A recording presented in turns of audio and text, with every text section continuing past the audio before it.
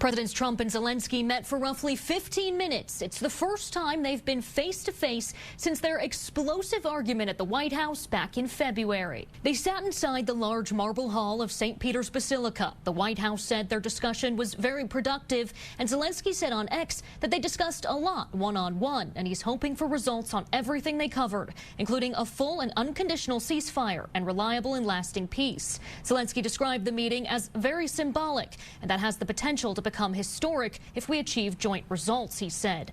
Unfortunately, death sometimes brings people together in a unique way, and it looked like a touching meeting, and I hope for the soldiers and the families in Russia and Ukraine that something positive comes from that. President Zelenskyy was met with public applause as he entered St. Peter's Square. Both presidents also met with UK Prime Minister Sir Keir Starmer and French President Emmanuel Macron, who have sought to mediate between the two since their explosive argument. Zelenskyy commented briefly after the funeral.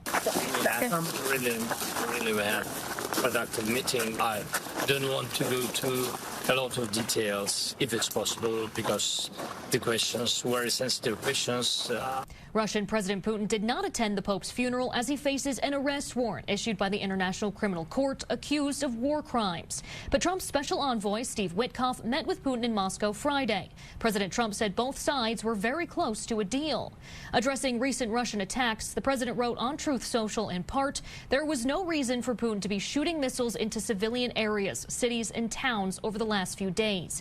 It makes me think that maybe he doesn't want to stop the war, he's just tapping me along and has to be dealt with differently through banking or secondary sanctions. Too many people are dying. Earlier this week in Kyiv, 12 people were killed and 90 others were injured.